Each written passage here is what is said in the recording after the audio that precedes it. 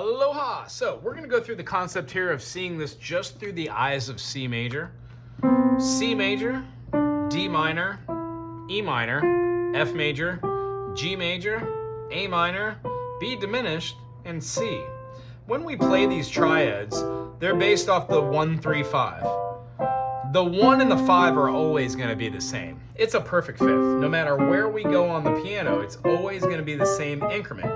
It just so happens when we go to B flat, it goes to F, and then B natural goes to F sharp.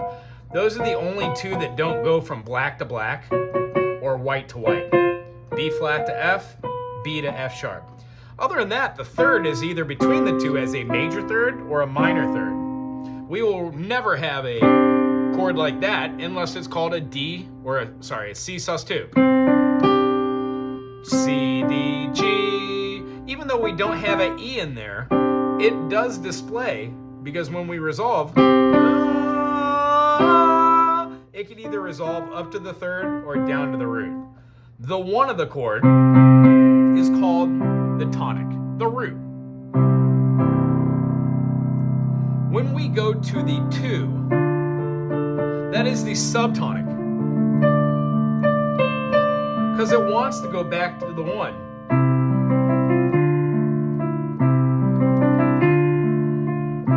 As soon as we get away from the 1 and the minor 2, we can go to the minor 3. The minor 3 wants to go back to the 1. Or go up to the 4. The 4 is going to want to go to the 5, as do every chord inside of this structure.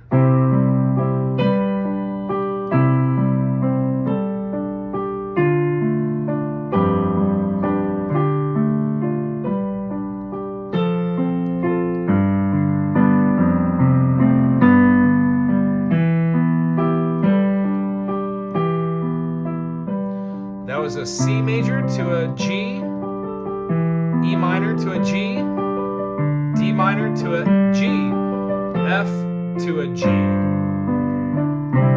All of those sound acceptable, all of them sound fine. They're all within the chord and they're all structures made out of the G building the most tension.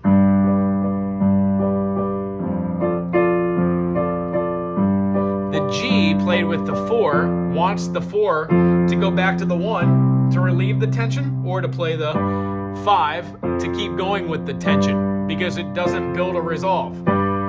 When we use the 7th,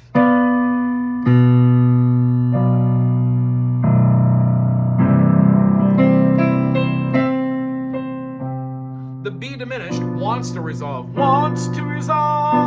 back to the 1. If we have a B diminished and we're using any of the notes that are part of that B diminished in, let's say, a C major scale. So if we did a F, E minor, D minor, C, this would be a 4, 3, 2, 1 progression. Sorry, let me get this mic stand off here so it's not shaking while I'm playing. So playing an F to an E to a D to a C gives us a F major, E minor, D minor, C major. Hello lamppost, what you knowin'? Come to watch your flowers growin'. Ain't you got no time for me? Looking for love and feeling groovy. La da da da da da, feeling groovy. All the notes that are played inside of any melody can be played from C to C. When we use the notes B, D, and F, B, D, and F are only found in B diminished, which is only found in the key of C as the lending or the leading tone. When you hear a song that has maybe like a 1, 3, 4, then goes to a B diminished to a C. That B diminished sometimes really isn't even a B diminished. It's a G dominant 7 or a G7 that functions like a B diminished but has the root of a G. C major is the 1, E minor is the 3, F major is the perfect 4. And then the B diminished, but played with a G underneath, gives us a G7, which goes quite nicely back to the 1. The concept we should think about this week is when we're playing C major, we can also play A minor, because it's the relative minor of C. When we go to our next chord, the E minor, we could also think of G major, because it's the relative minor of E minor. When we go to the F major, we can go to a D minor, because it's a relative minor of F major. And then when we go to the B diminished and it has a G in it, we can think of a whole bunch of things. But the one thing that I want you to take away from this explanation and today's allotment of time is that no matter what key we're in, let's say we're in the key of D, D would be the 1, the root, the tonic. The second note is the minor second. The third is going to be the minor third, F sharp minor. Our fourth is going to be the major. Our fifth is going to be the dominant, where all the other chords are going to be wanting to be pulled towards the A.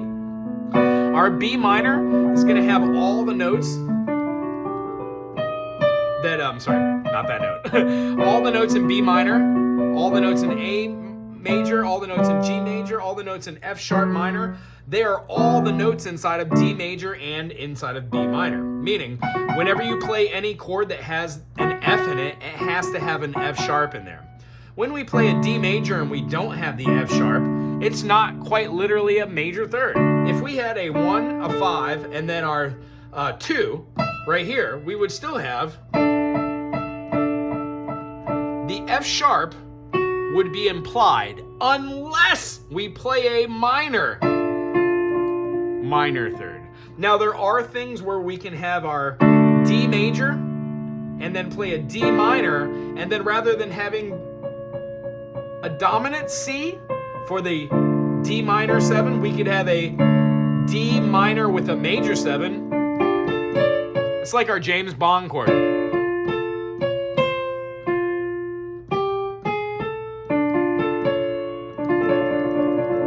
So the concept is we take the chords of a major, minor, diminished, and augmented, and we try and see pieces of music that have those in there while using different key structures.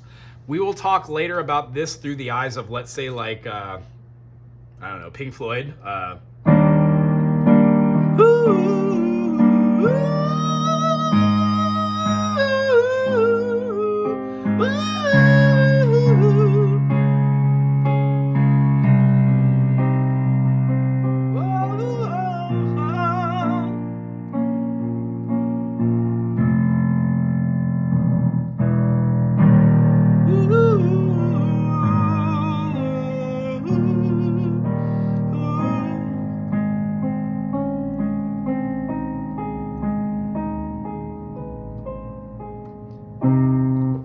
Great big gig in the sky. And if you want to bring another song or a different band to my attention, awesome.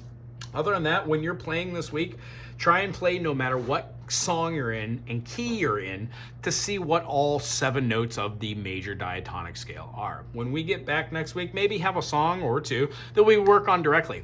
I am very glad that we took the time today to see the 1 of a chord as being the tonic, the 2 of the chord as being the subtonic, wanting to go back to the 1, the 3 of the chord being the mediant, which decides major or minor. As a chord itself, it has a minor tonality, but as a major, the E and N here decides whether the C major is the major or the minor.